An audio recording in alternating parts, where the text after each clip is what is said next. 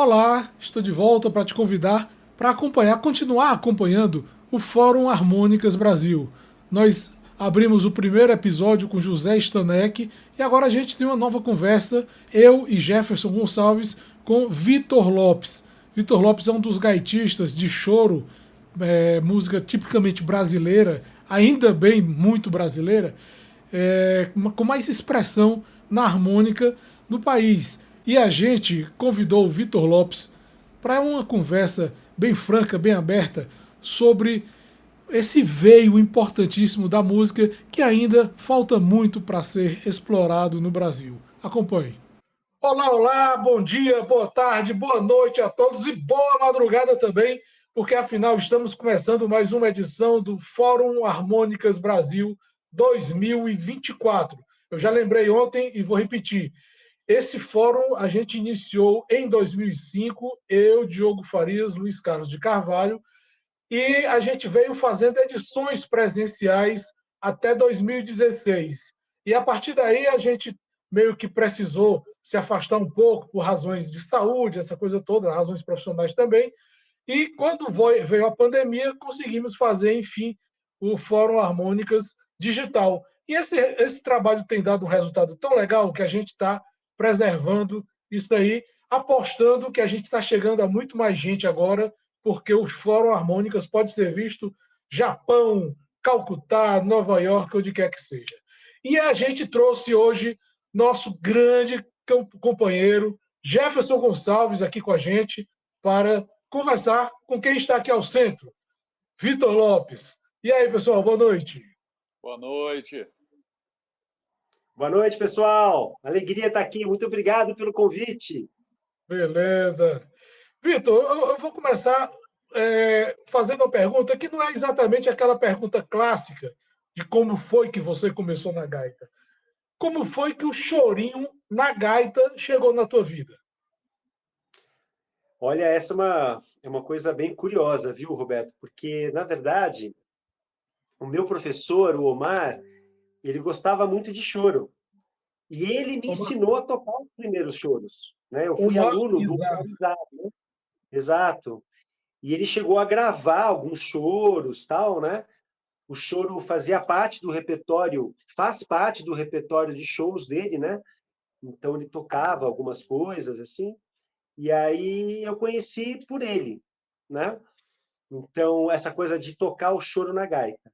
E aí, ele sempre me falou que o choro era uma coisa assim, era um grande desafio, que era um gênero musical que exigia muito talento, muita dedicação, muita disciplina, né? Então, eu ficava sempre com uma... Eu adorava quando ele me passava, né? Porque sempre era um desafio, e a gente era moleque, né, Jeff? Fala aí. O Jeff sabe do que eu tô falando. A gente era moleque, só queria saber de pegar as encrencas, né? Ficava, nossa, eu adorava aquilo, entendeu?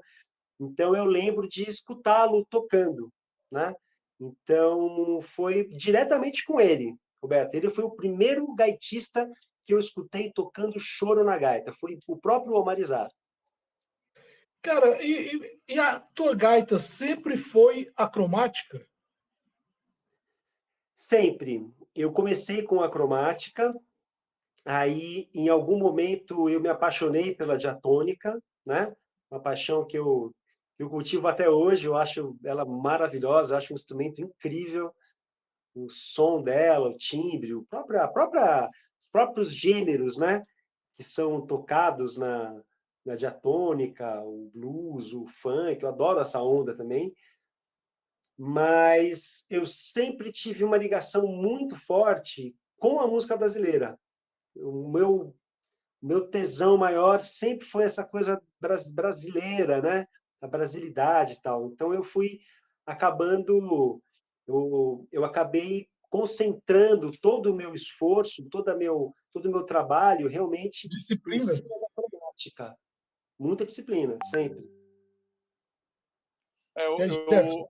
eu queria aproveitar, assim, antes de fazer a pergunta, falar que assim, o fórum, mesmo fazendo online, atinge muitas pessoas, mas a gente tem que voltar para os palcos e tem que voltar esse fórum aí como era antes, e se for o caso, fazer uma transmissão ao vivo, porque esse é um dos eventos mais legais de participar. Eu participei de alguns, assim, é um encontro bom de encontrar os amigos de sopro, poder trocar ideia, entendeu? E a interação. O Jefferson é sócio fundador do Fórum Harmônicas, né? Em 2005 você estava na primeira leva, você, o Stanek, Eu, o Stanek, a Benê, gente Beneia. Acho que o Andy também, né? estava o Ed Boy Boy, isso e, aí. e tinha mais outra pessoa, Rapaz, acho que eram iberianos. Rodrigo Eberienos, exatamente. Era esse o time de futebol de salão que a gente fez aqui para abrir o Fórum 2005. A história do Fórum Harmônicas, e é interessante também, cara, que ele é o evento mais longevo. E eu desconheço se há algum evento, algum encontro só de contrabaixistas, ou um encontro só de tocadores de berimbau, ou um encontro só de violinistas. Eu não conheço para estudo, para discussão, para o aprimoramento do instrumento. Então, o É, Fórum Harmônicas, o de ele baixo ainda eu acho tem. que tem. O de baixo acho que tem que ter um evento da cover baixo. Pois é. E o Fórum Harmônicas ainda ainda, vamos dizer assim, uma referência. E eu Total. espero que esse exemplo da gente seja levado para músicos de outros instrumentos, para o pessoal que faz luteria, para o pessoal o luthier que trabalha, que tem um trabalho muito interessante para mostrar, a gente sabe disso. Então, essa é assim, a grande esperança que a gente tem.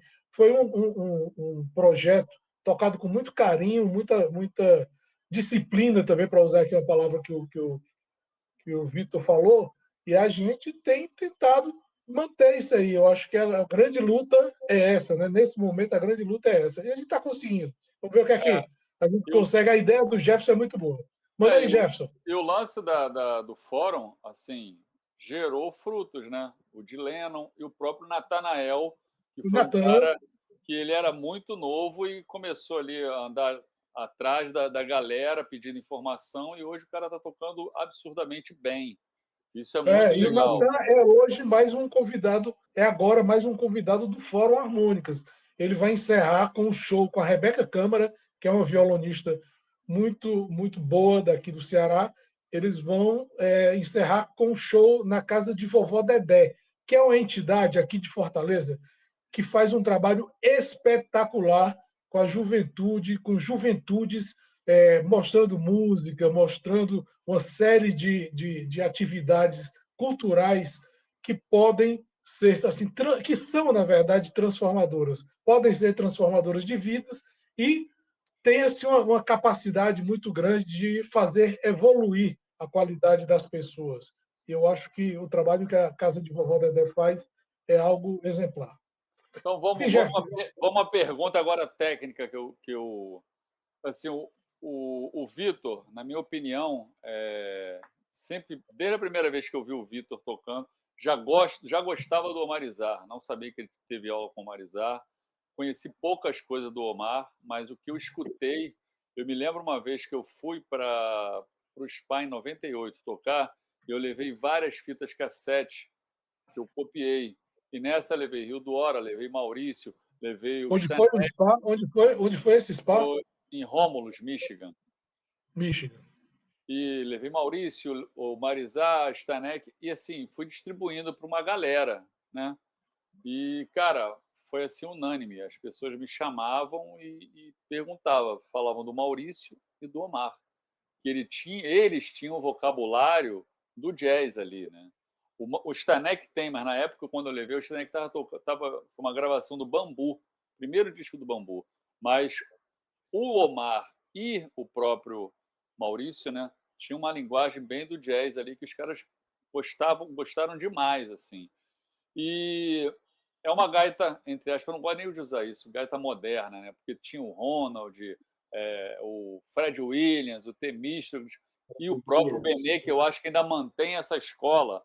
Mas, assim, eu queria perguntar pro Vitor, que eu curto a onda dele, que é moderna pra caramba, ele já veio tocando várias coisas, já tive aula com o Vitor para exatamente entender como é essa pegada dele, exatamente pelo lance que ele faz, que eu gosto muito na diatônica, que é o uso dos acordes, abertura de vozes.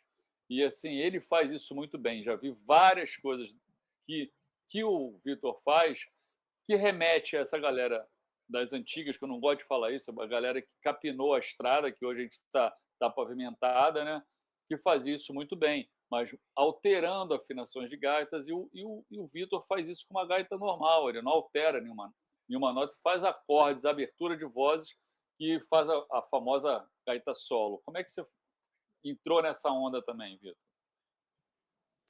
Legal, Jeff, excelente pergunta. Pois é, na verdade, eu sempre gostei, eu sou apaixonado pela gaita.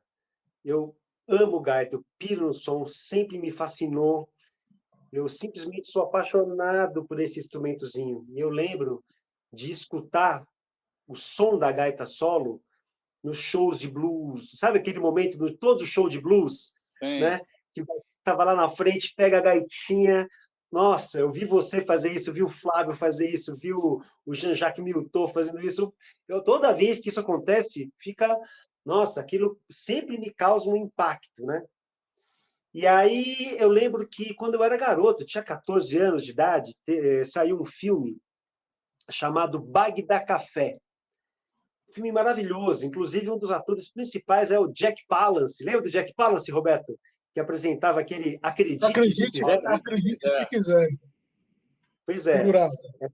É com ele esse filme. Filme maravilhoso, gente. E a trilha sonora desse maravilhoso filme tem uma gaita.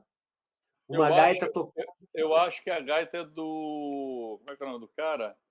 É do William Gellison. Gellison, isso aí. William Gellison. William Gellison. Nessa trilha sonora, que eu fiquei apaixonado por ela, eu tirei esse disco inteiro, tal, foi atrás disso. Ele fez uma música que é assim, ó.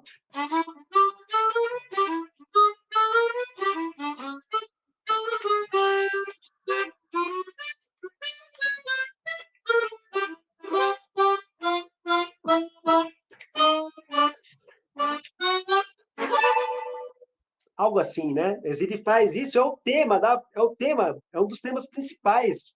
E ele fez uma gaita solo com esse tema. E aquilo eu falei assim, nossa, cara, que demais, que incrível isso. Isso eu tinha 14 anos, gente, tinha 13, 14 anos, estava começando a tocar. Então aquilo já ficou na minha cabeça, assim, cara, isso um dia eu vou querer brincar. E aí o que aconteceu? Eu comecei a estudar música, me apaixonei pela música como um todo, né? Fui estudar um monte de coisa. E aí eu comecei a entender que para você poder improvisar, é fundamental que você conheça bem os acordes, né? Então, eu fui fazer aula de violão, aula de piano, toco violão, toco piano um pouquinho. Aí eu comecei a fazer as coisas na gaita. Então, eu comecei a fazer uns acompanhamentos.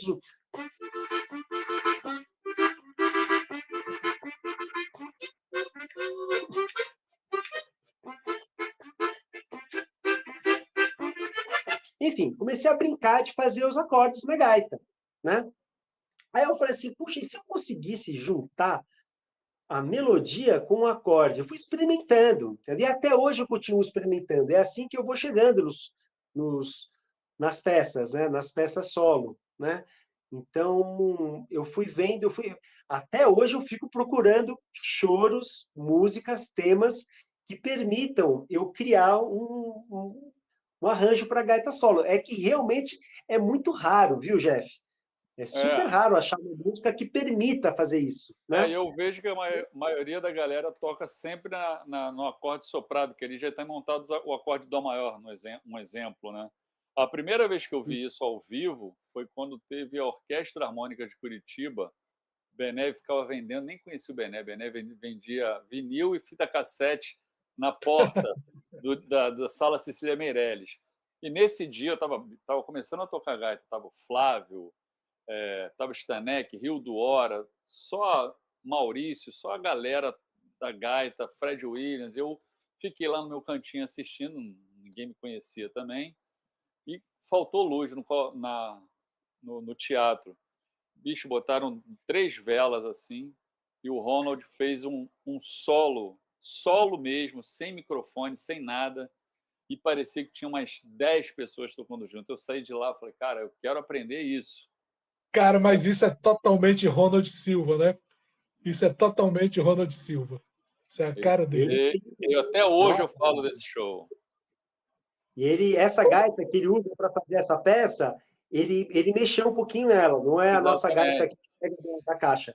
Mas isso para exatamente. mim não tem problema. Isso para mim não tem problema. Para mim o que interessa é o resultado. O que o Ronald faz nessa peça, cara, é É, é maravilhoso. é. É Cara, incrível, cara. Vitor, uma coisa que eu queria. A gente está falando do Ronald, a gente está falando de um mestre. Eu sei, e eu vou fazer até a próxima pergunta para você e para o Jefferson. Acho que cada um pode responder de acordo com sua experiência, com seu ponto de vista. É, o que é que o estudante, o aluno Vitor, o que é que o aluno Jefferson ensinou para o professor Vitor e para o professor Jefferson? Porque vocês se dedicam também à didática da gaita, né? Sim, Cara, com eu certeza. posso responder o seguinte: eu, eu me dedico muito na coisa do instrumento, eu escuto muito, não tenho vergonha de falar isso, a parte teórica que eu conheço é do meu instrumento. Essa coisa de improvisar em cima dos acordes, eu vou muito atrás do meu ouvido mesmo. E não foi por não ter condições de estudar. Eu reconheço que eu sou um preguiçoso. Stanek já, Stanek já puxou muito minha orelha em relação a isso. Várias coisas que tem que fazer, estudar, eu pulei. Fui pulando muitas etapas. A Bahia te atraiu? Não, mano, não foi por causa disso. Eu já comecei a tocar, eu comecei a aprender com 20, com 22 eu já estava tocando no palco. Então, fui aprendendo muita coisa ali, testando e vendo se dava certo. E depois eu fui ter aula de percepção musical no Ian Guest e eu comecei a descobrir como funcionava a gaita.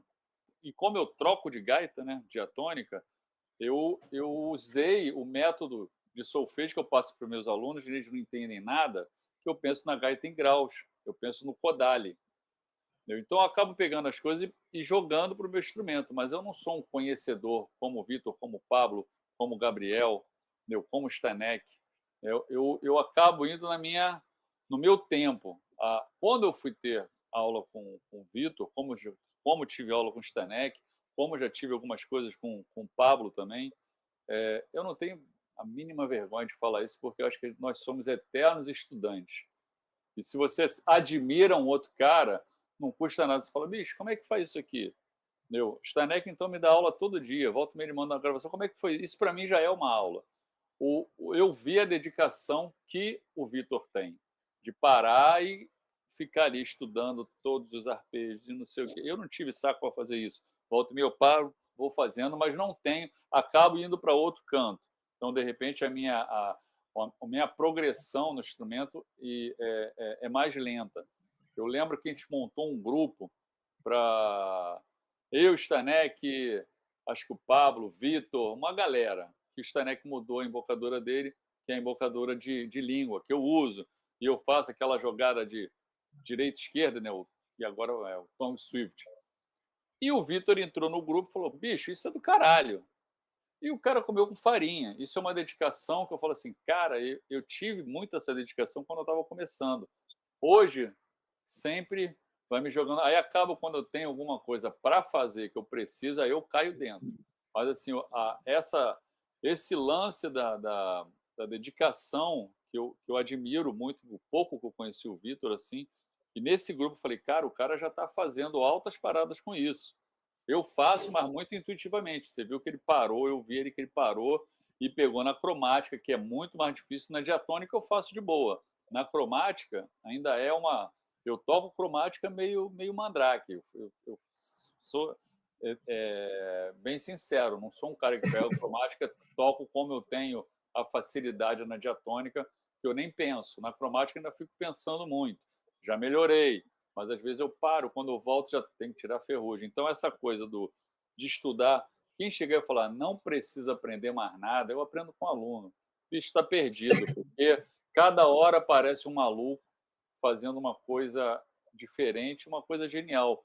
Vide o Otávio. Você pode não gostar do que ele faz, mas a improvisação, o conhecimento que o Otávio tem de acorde, de progressão, é outro mundo. Se ele tocasse Otávio cromática, Castro, né? Otávio Otávio Castro, Castro, um dos grandes nomes da diatônica customizada, não, cromatizada no Brasil. Cromatização da gaita diatônica, entendeu? Eu acho que ele fez essa... Dentro da gaita diatônica, eu pensava, era antes e depois de Little Walter. E hoje é antes e depois de Howard Levy, e eu ainda digo mais, antes e depois de Otávio, que o Otávio levou para a música brasileira, usando uma Perfeito. gaita só. Então, isso daí, eu nunca tive vergonha de falar, Otávio, como é que é isso Não, aí? e aí a gente já tem o Diego Lopes, a gente já tem o Júlio, Diego Sá, Sim. Diego Salles, Diego, perdão, Diego Salles, o Júlio Vasconcelos, uma galera que está fazendo uma música muito bacana também, seguindo essa picada aberta aí pelo Vitor, aliás, perdão, pelo Otávio Castro, por pessoas que têm se dedicado a compreender a gaita e a qualificá-la, né? E aí, Vitor, eu queria ver a tua opinião também sobre essa história da didática, o que é que o aluno Vitor Lopes ensina para o professor Vitor Lopes. então, eu acho que eu sou um grande fã, eu sou um grande fã do caminho. Eu adoro o processo. Eu tenho muito prazer em viver o processo. Então, o Jeff estava falando dessa história do swing, do sweet corner, né? Que é essa técnica de fazer essa coisa de usar, né? Ficar trocando o canto aqui. Eu adorei isso daí. Isso aí mudou a minha vida totalmente, né, Jeff? Que nosso grupinho lá, nossa, abriu uma porta completamente nova, né? Então, eu adoro ver esse processo, adoro viver o processo de aprendizagem, né? Que é, como o próprio Jeff já falou, é infinito, né? A gente nunca para de aprender e de descobrir coisas novas, né? Então, para mim, o que eu acho mais bonito nessa relação do professor com o aluno é você poder ver como cada aluno traça o seu caminho. Por mais que eu tenha as minhas concepções, é lógico. Eu sou um cara que pensa sobre a música, toco, e eu adoro fazer isso. Eu sinto prazer em pensar sobre música, né? Então eu tenho uma ideia bastante clara sobre o que fazer para ensinar uma pessoa a tocar o nosso instrumento, né? Agora, é inacreditável como cada ser humano é único, como cada pessoa é singular. Então, cada pessoa vai propor um caminho novo, um caminho absolutamente singular. E nesse trajeto, a gente aprende um monte, né, Jeff? A gente aprende um monte de total. coisa, a gente percebe a maneira como aquela pessoa, né, entendeu aquilo. Você, nossa, olha o raciocínio que o cara fez, bicho. Que loucura! E dá certo, e fica musical, e é bonito, né? Então, eu acho que isso é o grande barato para mim. Cara, e nessa questão de singularidade, eu queria ir para um lado que é o da pluralidade. Você é de uma segunda ou terceira geração de família asiática, família japonesa, não é isso? Eu queria saber, a música brasileira, em algum momento, ela cruzou com a música japonesa? Porque é claro que você, na infância, na adolescência, teve contato com isso. Tem uma composição no teu Chorando as Pitangas que eu acho fantástica, que é aquela Mulher do Povo, que é uma música, para mim, parece até com uma bossa nova japonesa. Como é que se cruzaram essas duas linguagens, como é que foi feito esse diálogo? Então, Roberto, na verdade, é isso que você falou, né? A música japonesa acaba sendo uma referência praticamente da minha infância, né? Minha mãe cantava algumas músicas, poucas, né? Música japonesa. Eu lembro de uma, Ame Ame Fure Fure Kasanga, Já no Mene o Kae Ureshina, Piti Piti Chapu Chapu La La La. Música japonesa infantil, né? Uma música muito singela. E essas músicas japonesas, então, elas têm uma característica muito interessante, que é o fato delas, na grande maioria, elas serem baseadas na escala pentatônica, né? Então, essa música é, é,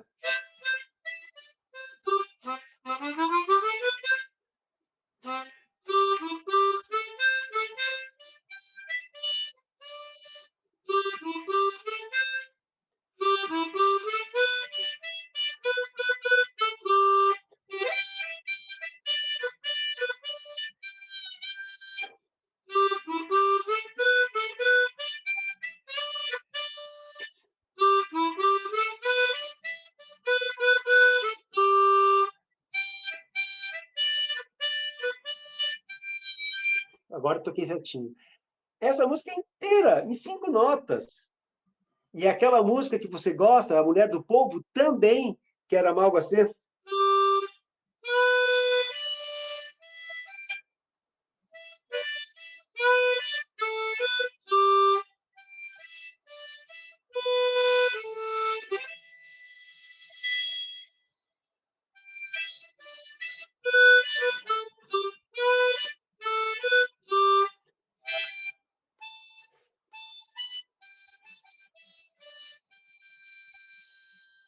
5 notas, gente, só. E é uma coisa que eles é da cultura deles, né? É tão bonito, né? Então eu adoro isso, adoro. Isso tá na minha cabeça de alguma maneira que eu não sei te falar, né? O Jeff sabe, né, que a gente usa muito a pentatônica. A pentatônica é uma escala que ajuda a É. gente a organizar, né, o entendimento do nosso instrumento, né? Então acho que de alguma maneira isso conversa. Mas e eu já tive a oportunidade de gravar algumas coisas japonesas, né? Eu gravei com a Grace uma vez, é uma peça que ela compôs muito linda, japonesa também, maravilhosa. Gravei, né? Essa aí, A Mulher do Povo. Então, é uma coisa que eu gosto muito, mas eu não sei muito bem aonde que ela aparece, né? Ela aparece assim, né? Faço uma gravação aqui, faço uma gravação ali, né? E quando a gente vai improvisar, quando a gente vai criar alguma coisa, que a pentatônica ela ganha vida. A Ganha, pentatônica é uma escala que eu gosto muito de tocar, né? ganha dimensão, né? Exatamente. É isso aí. Fala aí, Jefferson. O que eu queria também saber, Vitão, era o lance de falar um pouco do teu curso, né? Que foi outra coisa que eu também adquiri, né, na pandemia. E assim, ali a didática está bem legal dessa a sua forma de ensinar e eu acho que é o primeiro curso, né, de, de gaita cromática direcionada ao choro, né? Como você está vendo esse boom aí do choro dentro do Brasil? Aqui em Cumuruxatiba, que é uma cidade pequena, já tem toda segunda-feira tem uma roda de choro aqui. Eu estou até começando a estudar para tocar um ou outro aqui, porque a galera, pô, você não só toca música nordestina? Eu falei, pô, mas eu tenho visto a Tem que aprender, galera. parceiro. Tem que aprender, parceiro. Vou começar a te dar umas Luiz coisas Gonzaga, fáceis.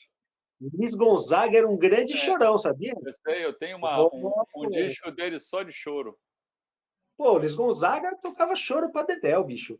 Isso que eu não vou nem entrar no Tocava Oswaldinho, valsa, tocava choro, tocava um monte de coisa. tocava um monte de coisa, né? O choro é uma coisa muito estrutural, muito basilar, né? E esse curso, Jeff, obrigado por ter lembrado ele aí, é o Choro Harmônica, né? É um curso que eu fiz com muito carinho, junto com o nosso parceiro Marcelo Naves, né? Isso. E a gente.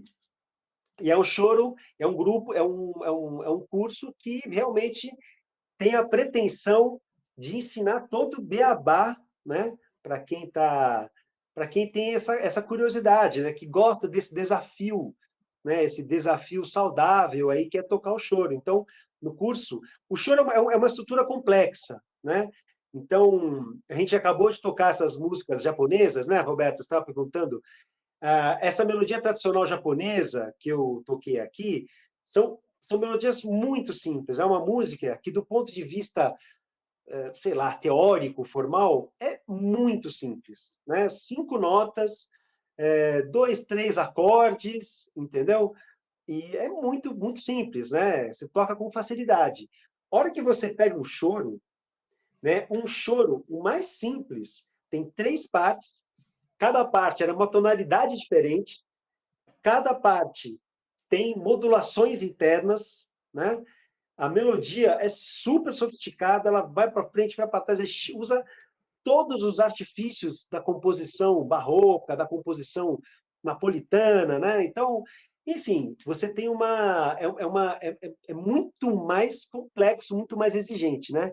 E aí o nosso curso, ele é um curso em que eu pego 4 temas de choro e eu ensino as pessoas a tocarem 4 temas de choro. Só que para você tocar cada choro, né?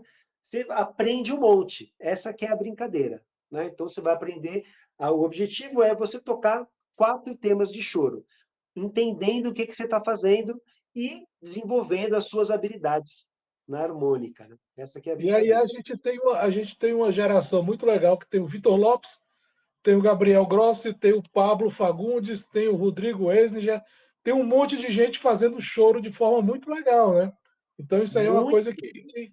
que oferece para a música brasileira, para a musicalidade do brasileiro, uma âncora muito firme, né? Eu acho que a gente tem essa Exato. possibilidade de conhecer mais por intermédio de vocês e ver assim, a popularização dessa música, porque aos poucos ela começa a ficar dentro daquelas, vamos chamar de bolhas, para usar uma palavra muito do momento, mas ela começa a ficar dentro de bolhas, e aí é interessante que a gente vá furando essas bolhas, né? E tá tendo Sim, uma renovação aí, eu vejo que tá tendo uma galera nova tocando choro. Ainda vejo pouco gaitista, apesar de ter muita gente. E tem um Ah, gaitista, sim, tem verdade. tem um gaitista que é muito bom, e já ele acho que ele vem antes até do Vitor, antes até de mim, que é o Pardal, se não me engano, não é? Luiz Esse Pardal cara, é um Luiz monstro. Pardal, esse cara é muito bom. Ele é Ele é muito maravilhoso, bom. Eu acho que muito ele é bom. Do Piauí, se eu não me engano. Ele toca vários instrumentos e Eu ele acho tem que uma so... não é do Piauí. Não é do Piauí. É Não, de Belém. De Belém? Ou é de Manaus? Acho que é de Belém. ele é Ô, muito. Luiz, Tem desculpa, hein, esqueci uma o nome dele. sonoridade muito boa, tem um Muito fraseado. E assim, eu fiquei de incrível. cara. Aí, voltando àquilo que você fez a pergunta para mim e para o Vitor, por que eu falei nele? Porque eu revi o Luiz numa aula em grupo do Pablo. O Pablo botou a audição dos meus alunos. Eu falei, cara, esse maluco já toca, velho. E tá tendo aula com o Pablo. Não vale, não. Não, Aí, o Luiz é profissional, gente. Ele tem disco é, gravado, ele profissional, e o toca cara bandolim, tá lá. E o teclado, cara tá toca lá cello, para violino, ter toca aula. tudo. Pois é, aí a gente retoma exatamente essa questão do mestre e do aluno, né, cara? O cara não deixa de estar seguindo o caminho do aprendizado, o caminho do conhecimento, que é, mesmo sendo ele um profissional, mesmo sendo ele uma pessoa que tem feito um trabalho já solidificado nesse sentido, ele vai tocando a vida ali naquela picada, né? Eu acho também, Roberto, que é o Exatamente. seguinte: chega uma hora que o gaitista é muito solitário quando vai estudar, né? Eu acho que a maioria dos instrumentistas, mas o gaitista mais ainda.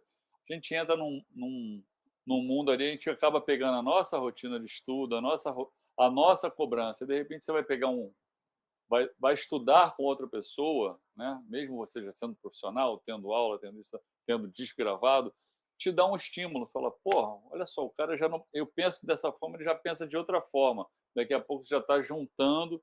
Isso eu acho, essa troca que eu tenho visto, que não tinha na época que eu comecei. Muita coisa que eu aprendi foi, eu perguntava e eu via a reação da pessoa. Olha, é isso aqui, quando o cara, tipo, pô, o cara tá chegando. Então eu falei, é isso aqui. Aí eu ia nessa. Porque muita gente escondeu muito o jogo, porque tinha uma insegurança que eu não entendo por quê. E hoje a gente está ganhando uma, uma, um, um nome muito maior em termos de gaita no mundo, né? O Brasil está ganhando tanta coisa. Pô, a gente falou o nome de vários aqui, que naquela época tinha gente tão boa quanto, entendeu? Ronald, o Omar, o Jeová, o próprio Duda Gaita, essa galera que, tipo assim, ficou fechada, porque cada um tinha o seu mundo ali e uma, entre aspas, uma competição boba, que não vamos dividir isso aqui, vamos somar e vamos todo mundo. É, quanto ao Ronald, eu tenho assim uma lembrança, um carinho especial por ele, porque o Ronald ele teve aqui no primeiro evento que eu produzi, que foi o Dragão Jazz. Você também teve nesse primeiro evento, Jefferson, com a Tive com baseada em baseado em blues. blues, isso. E o Ronald veio com a trupe da gaita. E o Gaita. Benevides veio também com a banda dele lá, Mr. Jack. E o Ronald era uma figura tão, eu diria assim, simpática e acessível, cara, que ele, assim, ele abriu espaço para a gente conversar, para eu admirar também o trabalho dele. porque o cara montar uma estrutura como a Orquestra Harmônicas de Curitiba, que ainda existe hoje, tocada pelo Benevides e por outras pessoas de lá, é um trabalho assim de gigante, cara. Não é trabalho de Cara, maluco, não. É eu, é eu um trabalho de lembro, maluco. a gente não tinha internet, não tinha isso aqui que a gente está tendo. Eu ligava todo domingo pro Ronald, ligava pro Ronald e a gente ficava 2 horas no telefone, ele tocando e eu tocando, a gente conversando, minha mãe ficava louca. Eu ligava domingo que Domingo era mais barato era mais Interupama. barato, né? E era uma Domingo aula. era. Era uma aula. Aí você falou, cara, como é que sabe? O Ulisses, a mesma coisa, Jeová, a mesma coisa. Foram pessoas que abriram assim, cara. Eu ainda não tive o prazer de conhecer o Omar, mas que não tinha aquela coisa de, não, vou esconder. E é isso que a gente tem que estar fazendo sempre. Parar com essa coisa, não, eu sei tudo, eu sou isso. Não, fulano é de ficar rotulando. Eu vejo o Vitor tocar e falar, o cara é todo mundo, não, o Vitor é chorão. Não, mas já vi o Vitor tocar coisas que não é só choro e toca super bem. Vi um vídeo dele tocando com a banda e tava a Badi junto, tocando a quebradeira, eu não lembro qual era a música. Eu falei, caraca, o fraseado, completamente diferente.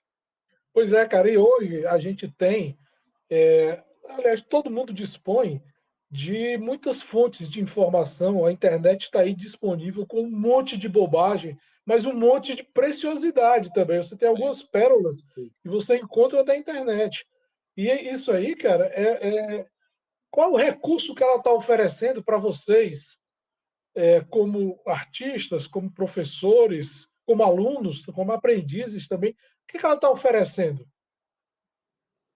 Olha, eu acompanho muito, eu fico vendo muitos shows, né? Gosto muito de ver o ao vivo, né? Gosto muito de ver gravações de shows, assim, eu adoro fazer isso. Então, essa semana, por exemplo, eu estou estudando uma coisa aqui na, na gaita agora, um ciclo de intervalos de quintas lá tal, que é uma coisa que saxofonista usa muito. Então, essa semana eu passei a semana inteira escutando Michael Brecker, que é um som muito cabeçudo e que eu já ouvi bastante quando era garoto, fazia tempo que eu não ouvia, eu falei assim, cara, e hoje... E quando eu era garoto, eu só escutava os CDs, né? Aí hoje, com a internet, só tinha fita cassete, aquelas coisas, né? Pat Metini. E aí, hoje em dia não, né, cara? Hoje em dia é tudo vídeo, né? Então você pega vídeos de shows da década de 80, década de 90, ele magrinho, novinho, destruindo, falando, meu Deus do céu, cara. Então eu adoro Cara, fazer esse tipo de e os coisa. sentidos, eles se complementam, né?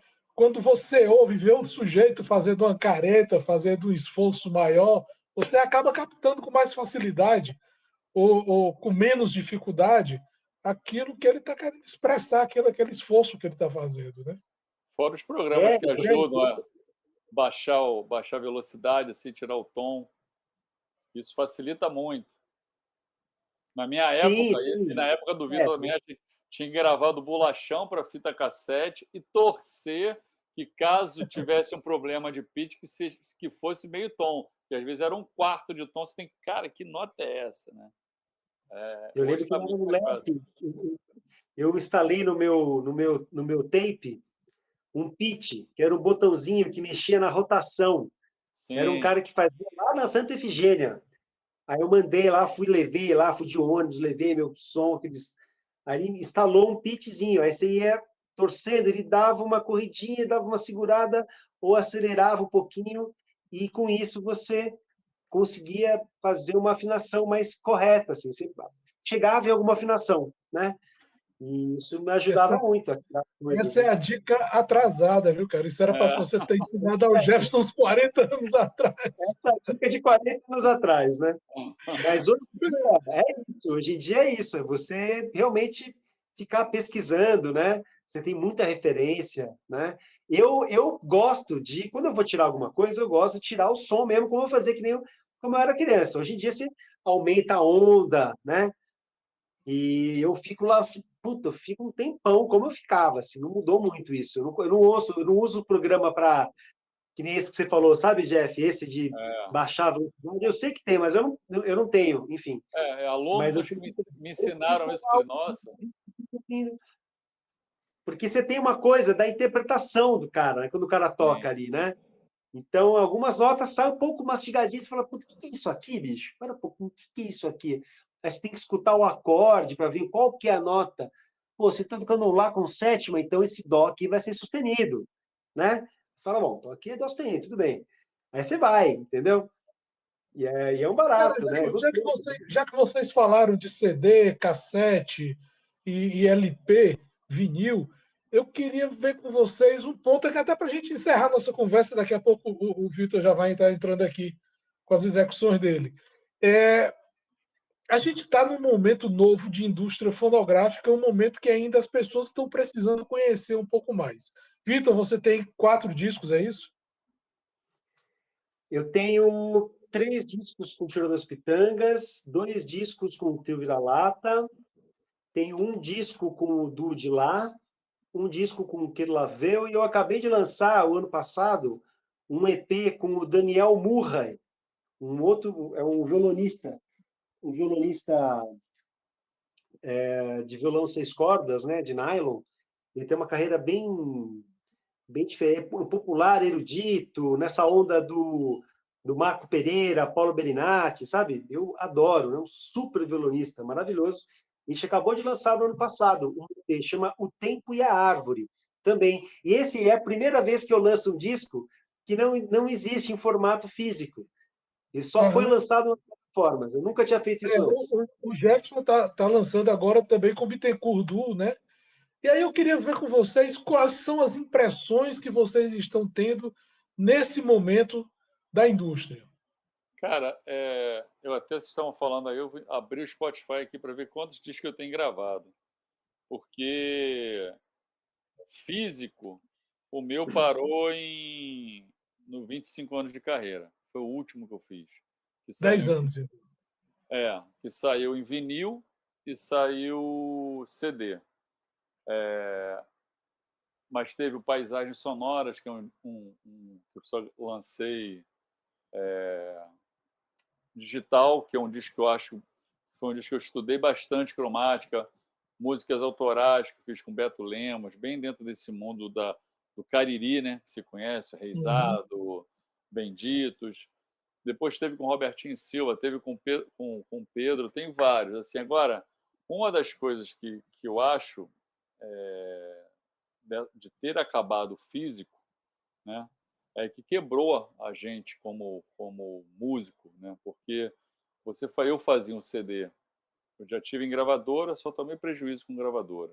Depois que eu peguei o caminho de, posso prensar na mesma fábrica da, da gravadora, e em vez de pagar eles R$ 14, eu pago 4 e vendo a 15 ou a 10 no show. Cara, já teve show que eu fui fazer, eu fiz um show em Rio das Ostras, eu levei 350 CDs, dei 10 e vendi 340. Na quarta música eu já tinha vendido 340 CDs a R$ 20 cada. E isso eu comecei a gerar renda para mim, que eu sempre lançava de 2 em 2 anos, eu lançava um CD, porque o primeiro ano era o lançamento, fazia vários sessions, vários festivais. O ano seguinte, fazia o que eu não consegui fazer no ano anterior e já estava produzindo um outro CD. Então, era uma renda boa para nós, né? Mas veio essa coisa do Spotify que, cara, eu até brinco quando vem o meu trimestre, R$ 33, R$ 100. Esse mês eu recebi Eu era 50. feliz e não sabia, né? E assim, é fogo, né, cara? Você fala, tem tantos mil seguidores, até hoje eu não entendi como é isso, sabe? Mas a gente tá na guerra, é isso aí, a gente vai ter que aprender. Meu, você perder um tempo do teu horário que você poderia estar se dedicando à família, ou até se dedicando ao instrumento, ou até a você mesmo, você tem que ficar postando vídeo, criando conteúdo. O Vitor passou por isso na época do lançamento do método dele. É uma loucura, cara. É uma loucura. Olha que eu faço isso direto, porque eu acabei pegando isso e por isso que eu estou conseguindo me manter. Mas o que eu vejo que está acontecendo, o play está se perdendo. O que eu falo do play do músico é de tocar e ir para o palco. Sacou? Tem um montão de grandes músicos, ou nem tanto, que tocam em casa e tem milhões de alunos. Dá aula para o mundo todo e o cara nunca gravou um disco, nunca caiu na estrada para tocar. Toca dentro do quarto dele. É um desafio, né? É um desafio, né? É um Desafio novo mundo. gigantesco. É. As coisas Diz aí, João. mudaram, né? Todas mudaram, né? E eu sinto que eu já tive essa experiência também, Jeff. Eu ia com vira-lata para a Europa, a gente levava 300 CDs, vendia tudo em euro, cara. Era uma coisa de É, louco, né? é. E isso Pagava tudo. fez muita diferença, né? De fato, né? Para mim, o que mais mudou, assim, foi a coisa de quando a gente se propunha, né, a gravar um disco. Não sei como é que era com o Jeff, mas eu sempre vivi muito intensamente os meus processos criativos para um disco, né? Sim. Então, que a gente pensava no tema geral, pensava na ambientação, pensava nas fotos, pensava nas composições, você pensava numa cara inteira, né? Não era só um disco, né, Jeff? A gente pensava em Inclusive a toda sequência, inclusive a sequência de música. a sequência Inclusive, de música. o texto de apresentação, hein, Jefferson? É. A gente pensava em tudo, né? Você pensava numa obra Certo. musical. E hoje em dia a gente fica lançando single, É. né? Então tem Não, uma coisa que é e legal, tem, outra mais e tem uma dinâmica, mudança. tal, faz uma coisa mais, né, diversificada, mas é isso, alguma coisa se perdeu, né? E E aí tem quem uma é mudança que já houve do LP para o CD, né? O que ia para o lado A e o que ia para o lado B. E já se perdeu isso aí. E aí já tem uma nova. a coisa do encarte? Para mim a pior coisa, honestamente, das plataformas é o desrespeito que as plataformas têm com a ficha técnica dos CDs. Isso Não não tem tem. É nenhuma verdade. explicação. E não é só a ficha técnica de quem tocou. É só você, é só você Você, colocar ali um textinho de Word. É um Cara, textinho muito tosco. Não e faz tem, nenhum e tem, sentido. e tem uma Essa coisa informação também, que é você perder aquela coisa do encarte, né? chegada para as O encarte pessoas. do LP, o encarte do LP era algo espetacular. Você pegava um LP do Yes, do Rick Wakeman, eram obras de arte. Do Led Zeppelin era obra de arte aquilo ali. mas assim, eu acho que o encarte vai além de quem gravou, né? Qual foi? Tudo, Fulano gravou gaita, viu? tudo, Mas quem fez a capa, tudo. quem fez a mixagem, quem fez a gravação, os técnicos. Aonde Se a foi gente, como gravado, artista, né? se a gente, como É, artista, conseguimos cair para o lado do single e do digital, imagina os técnicos de gravação hoje, que não sai crédito em lugar nenhum. verdade. Verdade. Aí você sabe o que acontece?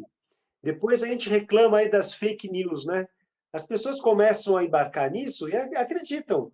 Outro dia eu estava dando aula para uma aluna e ela veio com uma gravação que um rapper pegou uma gaita do Steve Wonder e fez um sample. E falou assim: ai, professor, eu quero tocar isso aqui, ó. Falei, putz, que legal, cara. Isso é Steve Wonder, isso é coisa fina. Ela ficou brava comigo. Eu falei assim: não, isso é o MC from. Eu falei assim: não, querida, ela pegou isso aí, é uma técnica chamada sample. Não, tá aqui, ó. Abriu o YouTube, tava lá, ó. Aqui, ó.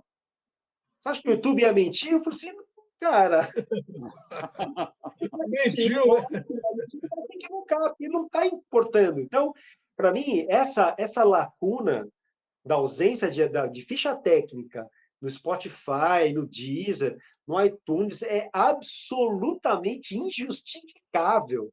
Não faz nenhum sentido você conseguir subir a parte pesada, que são os áudios, com uma puta qualidade boa, e não ter espaço para você botar um textinho que vai pesar 150K, sabe? Não faz nenhum sentido. Isso, para mim, É, realmente é a única coisa que me irrita profundamente. Fora essa coisa da comercialização depois, né, Jeff? Que, putz, é.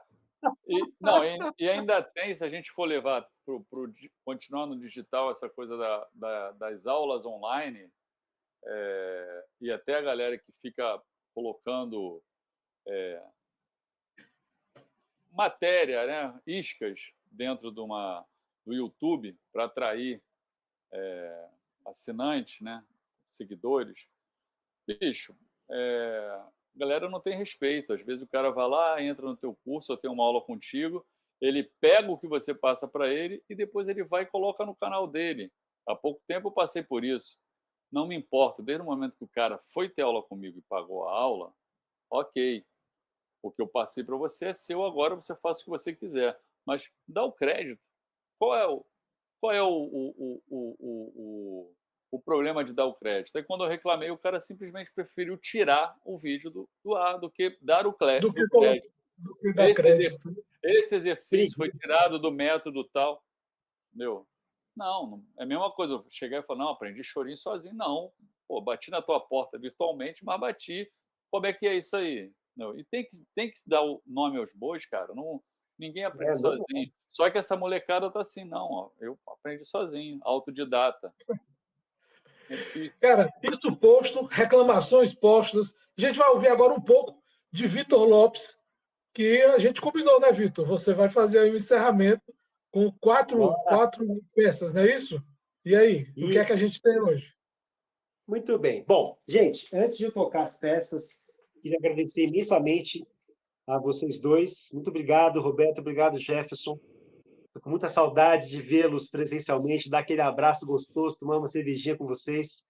E saibam que vocês estão no meu coração. Estou muito feliz de estar aqui. E vida longa aos amigos, vida longa ao Fórum de Harmônicas. É isso aí, meus queridos. Parabéns, viu? Maravilhoso. Bom, Pois é, e eu tenho que fazer também os agradecimentos aqui aos nossos apoiadores e patrocinadores, né? Então, nós temos o apoio da Casa de Vovó Dedé, já falei, e temos o patrocínio do governo do estado do Ceará, do portal Investe Nordeste e da Cantina Pet, que são o suporte dessa nossa atividade neste Fórum Harmônicas 2024. Jefferson, Eu quero agradecer mais uma vez o convite, né, de participar do Fórum Harmônicos, encontrar os amigos aí, porque além de eu admirar Vitor como músico, também é uma pessoa que eu adoro. Roberto também já faz parte da família, conhece todo mundo já. E agradecer por estar presente aqui e mais uma vez aprender, porque esse papo aí já deu para a gente aprender muita coisa. Só de ver o Vitor tocar, ver a coisa da dedicação dele, já é um estímulo para amanhã eu acordar mais cedo e tocar pelo menos meia horinha ali. de chorinho, tá certo. Dá uma choradinha. Lembrando ainda que a gente teve, e tem, na verdade, nesse Fórum Harmônicas, José Stanek e Chime Monzon. E encerrando os episódios, a gente vai ter um show do Natanael Pereira com a Rebeca Câmara, tá? Então a gente vai ter ainda essa programação aí do nosso evento. É isso aí, Vitão. bom, gente, eu vou tocar para vocês algumas peças, né? E eu gostaria de começar tocando um grande clássico do choro, uma música, uma composição do pianista carioca Ernesto Nazaré, um choro bem conhecido chamado Odeon, né? Esse tema aqui, né? Para o qual eu fiz um arranjo aonde eu faço acompanhamento junto com o som. Tá bom? Espero que vocês gostem. Vamos ver.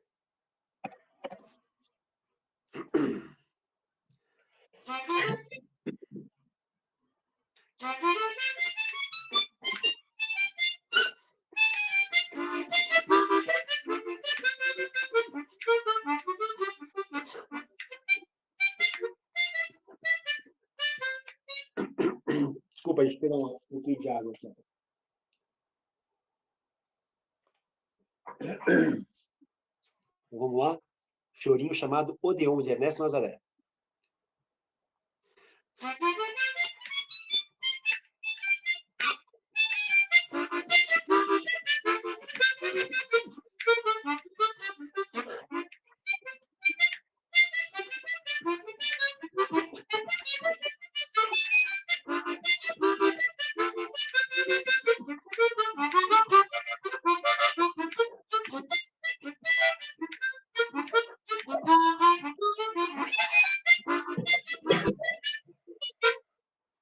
Gente, eu acho que está vazando o som.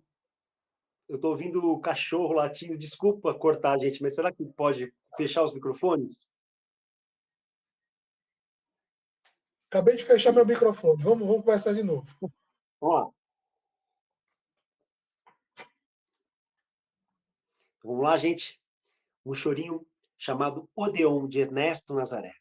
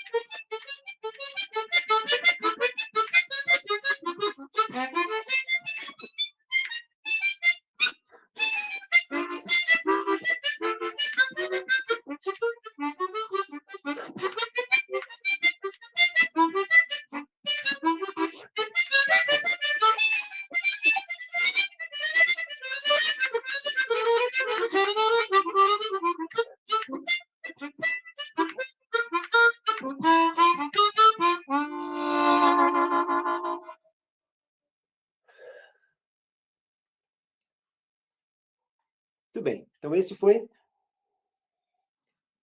o Odeon, né? Esse choro do Nazaré. Agora, eu queria tocar para vocês um choro do Jacó do Bandolim, e aí eu preparei para vocês uma base comigo mesmo tocando violão.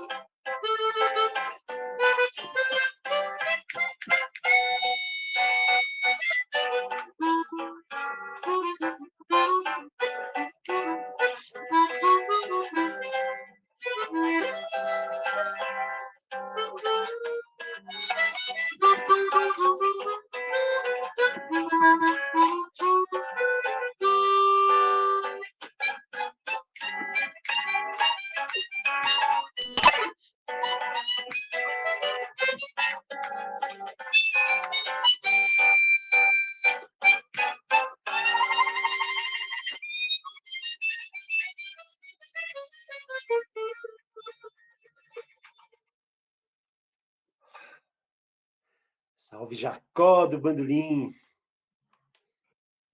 E aí, funcionou meu acompanhamento aí? Deu certo? O cara do violão é bom, hein?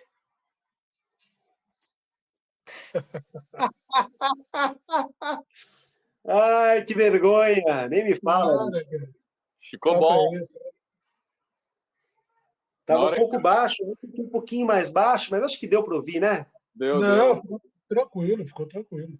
Na outra Que música, bom. quem começou a latir aqui foi a cachorra aqui de casa. Não fui eu que tossi, não, hein? Eu que tossi aqui. Não, foi a cachorra aqui que começou a latir, bicho. Legal, vou continuar mandando brasa aqui então. Vou fazer agora. Vou silenciar aqui. Eu vou fazer. E se precisarem, vocês entrem, tá? Eu começo de novo, não tem nenhum problema. Eu vou. Bom, gente, agora eu vou continuar então e vou tocar para vocês um arranjo que eu fiz para um dos meus choros prediletos, uma composição do grande Alfredo da Rocha Viana Júnior, o saudoso Pixinguinha, uma composição chamada Lamentos. Essa música tem uma história muito bonita, muito triste, na verdade, que foi a seguinte, né? O Pixinguinha, ele recebeu um prêmio dado pela, na época, a capital do Brasil, do Rio de Janeiro, né? Então, ele foi convidado para uma grande cerimônia, aonde hoje é o Hotel Copacabana Palace, né?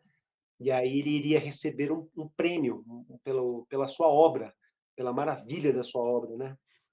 E aí ele era o grande homenageado, né, dessa festa toda. E aí, quando ele foi entrar, os seguranças não deixaram ele entrar, gente. Vocês acreditam nisso? Por quê? Porque ele era negro. E os negros não podiam entrar pela porta da frente do Copacabana Palace. Só podiam entrar pelos fundos. Então ele olhou para o segurança e falou assim, puxa vida, lamento. Aí foi aquele triste, aquele clima, né? Aí o João da Baiana já queria brigar com todo mundo. Falou assim, vocês vão ver, pô, Pixinga, assim, devia fazer uma música com esse nome. Ele falou assim, boa ideia, vou fazer.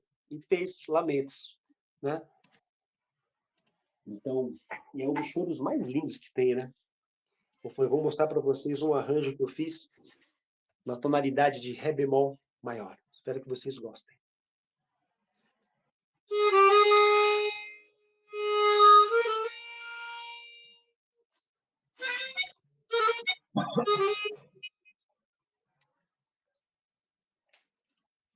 Vou começar de novo, tá? Teve uma tossezinha aí.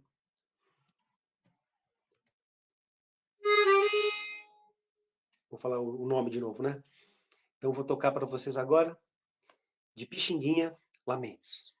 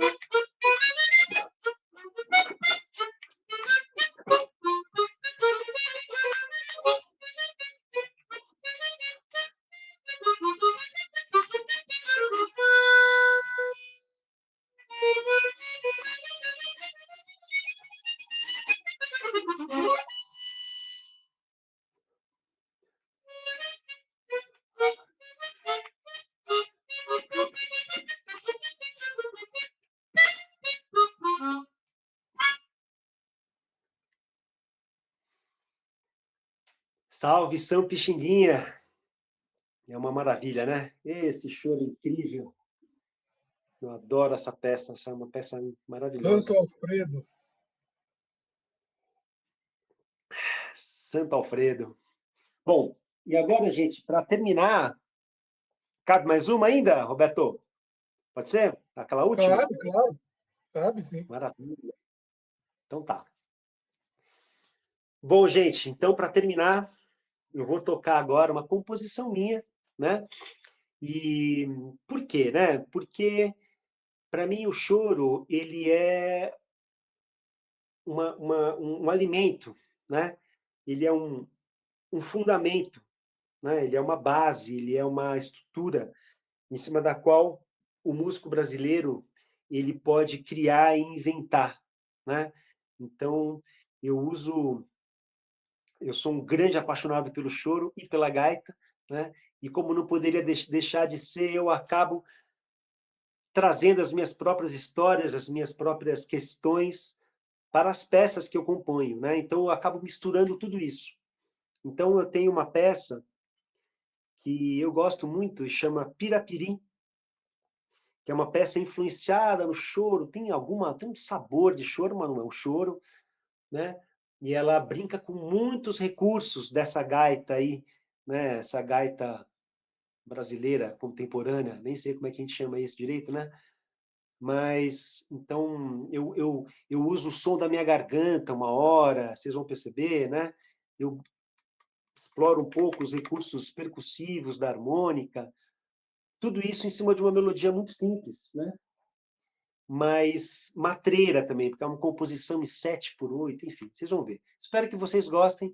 Pirapiri, uma homenagem que eu fiz a duas cidades que eu adoro, Pirinópolis, lá no Cerrado Brasileiro, e Piracaia, aqui no comecinho da Serra da Mantiqueira. Pirapiri, é isso aí, gente.